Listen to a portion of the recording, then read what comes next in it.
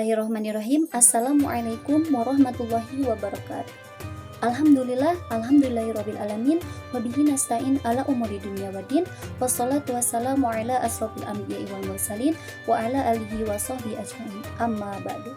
Perkenalkan, nama saya Jan Aulia Aziza dengan NPM 2012304. Insya Allah, pada kesempatan kali ini, izinkan saya menyampaikan sedikit ilmu dengan tema Ta'rifatul Quran, yaitu pengertian Al-Quran dan keutamaannya dalam kehidupan kita sebagai umat Islam.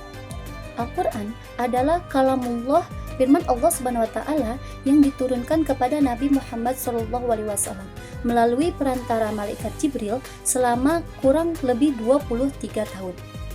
Al-Quran bukan sekedar bacaan biasa, tetapi wahyu ilahi yang menjadi petunjuk hidup bagi seluruh umat manusia. Secara bahasa, Al-Quran berasal dari kata qoro'a, yang berarti bacaan. Namun, para ulama menjelaskan bahwa Al-Quran adalah bacaan yang sempurna, bacaan yang tidak ada tandingannya sejak manusia mengenal tulisan dan bacaan. Secara istilah, Al-Quran adalah firman Allah Subhanahu wa Ta'ala yang mengandung mukjizat, diturunkan kepada Nabi Muhammad SAW, dituliskan dalam mushaf, diriwayatkan secara mutawatir, dan membacanya bernilai ibadah. Hadirin yang dirahmati Allah, Al-Quran diturunkan secara mutawatir, artinya diriwayatkan oleh banyak orang dari generasi ke generasi, sehingga mustahil terjadi kebohongan atau rekayasa. Inilah yang menjamin keaslian Al-Quran tetap terjaga sejak diturunkan hingga hari ini. Tidak ada satu huruf pun yang berubah. Para ulama membagikan turunnya Al-Quran menjadi dua periode. Pertama, periode Makkiyah, yaitu ayat-ayat yang diturunkan sebelum hijrah. Ayat-ayat ini umumnya membahas tentang akidah, tauhid, dan penguatan iman. Kedua, periode Madaniyah, yaitu ayat-ayat yang diturunkan setelah hijrah ke Madinah, yang banyak membahas tentang syariat, muamalah, dan hukum-hukum Islam. Setelah Rasulullah SAW wafat, Al-Quran kemudian dikumpulkan dan dibukukan oleh para sahabat, terutama pada masa Khalifah Abu Bakar As-Siddiq, dan disempurnakan standarnya pada masa Khalifah Utsman bin Affan. Inilah yang kita kenal dengan Ras Utsmani, mushaf Al-Quran yang kita baca hingga saat ini. Hadirin yang dirahmati Allah, tujuan diturunkannya Al-Quran sangatlah mulia. Al-Quran menjadi petunjuk dalam 3 hal utama.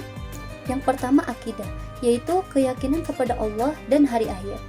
Yang kedua, akhlak, yaitu pedoman perilaku yang baik, serta syariat dan hukum, yang mengatur hubungan manusia dengan Allah sesama manusia.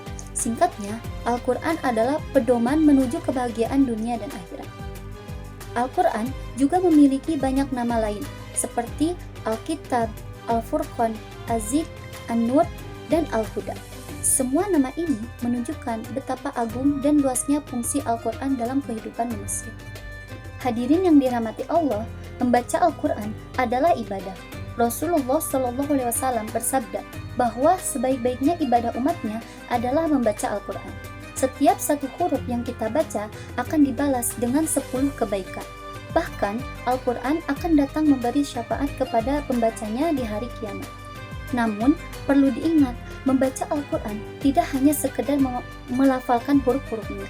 Al-Quran harus dibaca dengan tartil, penuh adab, dengan hati yang khusyuk, dan niat mendekatkan diri kepada Allah SWT. Jangan sampai kita membaca Al-Quran, tetapi perilaku kita justru bertentangan dengan ajarannya.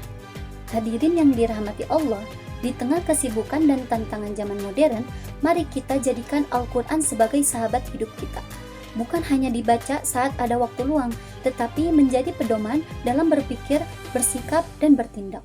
Semoga kita semua termasuk golongan orang-orang yang mencintai Al-Quran, membacanya, memahaminya, dan mengamalkannya dalam kehidupan sehari-hari. Alhamdulillah, hanya ini yang bisa saya sampaikan. Semoga apa yang saya sampaikan bermanfaat bagi kita semua. Dan mohon maaf bila banyak kekurangan dan kesalahannya. Akhir kata, wabillahi taufiq wal hidayah. Wassalamualaikum warahmatullahi wabarakatuh.